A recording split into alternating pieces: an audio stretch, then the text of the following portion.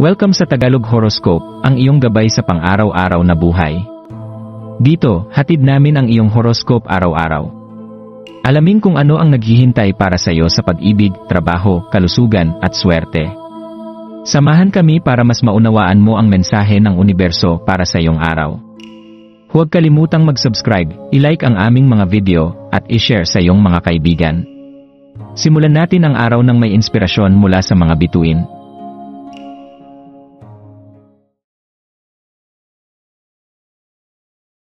Narito ang iyong pang-araw-araw na horoscope para sa Sagittarius ngayong Pebrero 5, 2025. Ngayong araw ng Miyerkules, Pebrero 5, ang universo ay nag-aanyaya sa iyo upang yakapin ang iyong likas na di mabilang na kalikasan. Bilang isang Sagittarius, alam mo na hindi mo kayang manatili sa mga hangganan o mga rutang itinakda para sa iyo.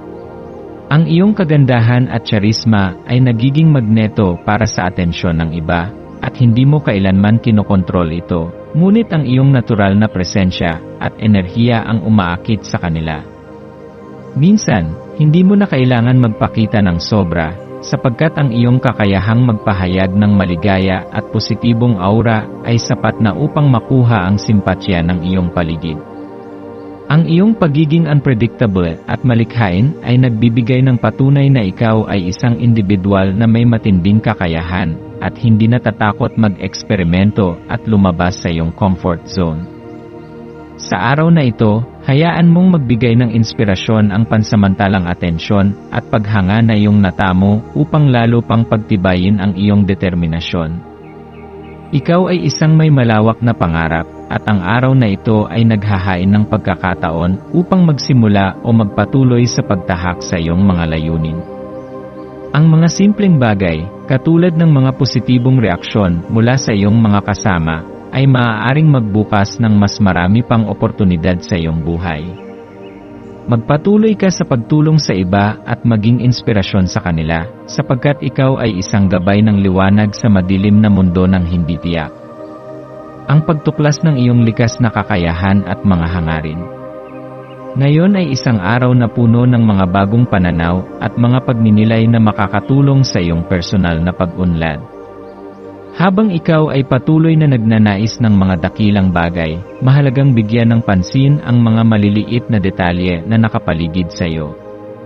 Ang simpleng mga bagay na kadalasang pinapalampas ng iba, tulad ng mga maliliit na tagumpay, mga pagpapakita ng kabutihan, o mga pagbabalik loob mula sa mga hindi inaasahang tao, ay may malalim na kahulugan at maaaring magbigay ng mas malaking layunin.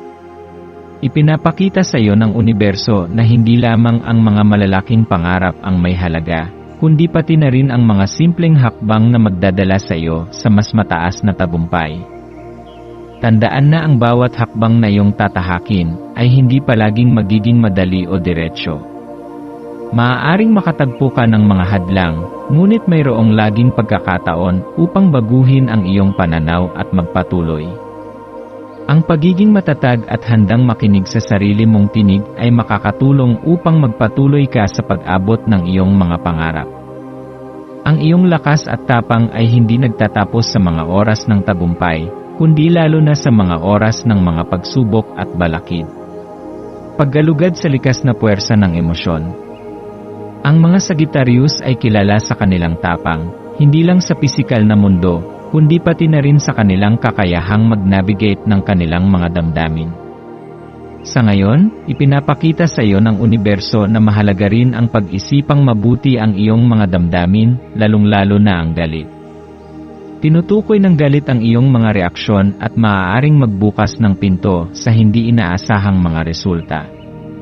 Ngunit kung hahayaan mong maghatid ang galit ng matuturing na positibong aksyon, maaari itong magdala ng mga makulay na pagbabago sa iyong buhay.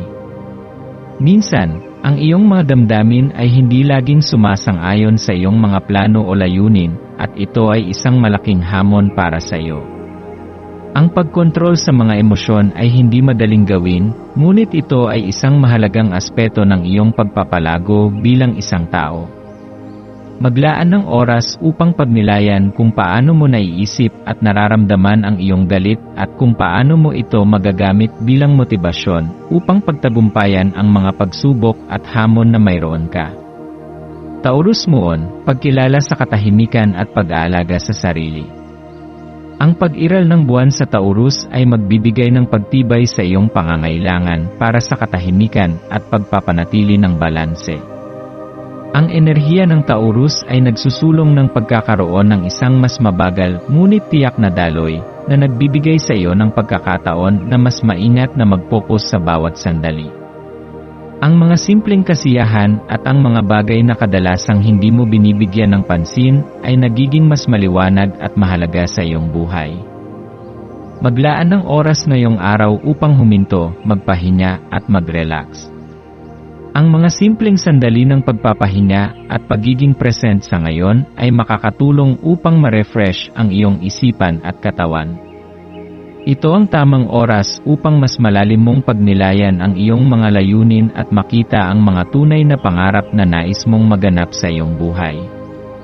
Ang tahimik na moments ay maaaring magbigay ng napakalaking lakas na magdadala sa iyo sa susunod na hakbang ng iyong paglalakbay. Maswerteng aspeto ngayong araw. Maswerteng kulay, lila at puti. Ang lila ay kumakatawan sa espiritual na pananaw at ang puti ay sumisimbolo ng kaliwanagan at paglilinis. Kapag isinusuot mo ang mga kulay na ito, magbibigay ito sa iyo ng mas malalim na koneksyon sa iyong espiritu at magpapalakas sa iyong pakiramdam ng kapayapaan at liwanag. Maswerteng numero, 3, 7, 15. Ang mga numerong ito ay nagdadala ng enerhiya ng pagbabagong anyo at positibong pananaw.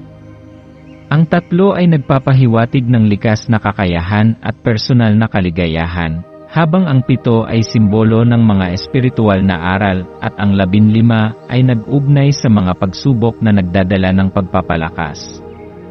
Maswerteng kristal, amethyst, isang kristal na makakatulong sa iyo na makamtan ang mental na kalinawan at espiritual na proteksyon. Nakatutulong ito sa pag-reduce ng stress at sa pagpapalakas ng iyong intuition. Maswerteng gawain, maglaan ng oras upang mag-meditate at magsulat. Ang pagsusulat ng iyong mga damdamin at plano sa buhay ay makakatulong upang makuha mo ang iyong mga layunin at magpatuloy sa paggawa ng hakbang na patungo sa tagumpay.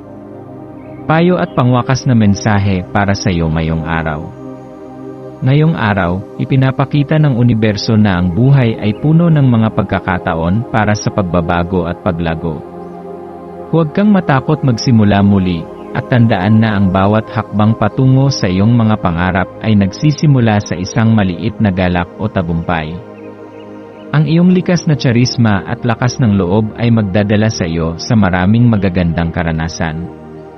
Ang pagiging bukas sa mga bagong posibilidad ay magbibigay sa iyo ng lakas upang magpatuloy sa pagtahak sa iyong landas. Sa pagtatapos ng araw, magpasalamat sa bawat hakbang na iyong ginawa at sa bawat natutunan mo. Ang mga simpleng bagay sa buhay ay may matinding kahalagahan, at bawat sandali ay isang pagkakataon upang magtamo ng mas malalim na kaalaman at pag-unawa. Patuloy na magtiwala sa iyong kakayahan, at gawing pagkakataon ang bawat pagsubok upang mas mapalawak pa ang iyong pag-unawa sa sarili at sa iyong layunin.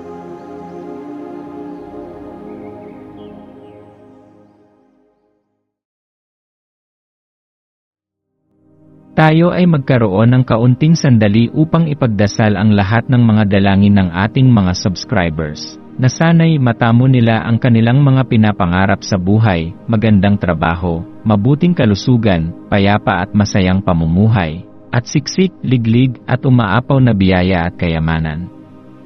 Ipinagdarasal namin ng mataimtim ang lahat ng mga komento sa nakaraang video, at hinihiling namin, Panginoon, na pagpalain mo ang ating mga subscribers ng masayang buhay sa mundong ibabaw. Maraming salamat po. Maraming salamat sa panonood ng iyong horoscope ngayon araw. Naway gabayan ka ng mga bituin sa iyong landas. Huwag kalimutang mag-like, share, at subscribe para sa iba pang cosmic na kaalaman. Hanggang sa muli, manatiling konektado sa universo.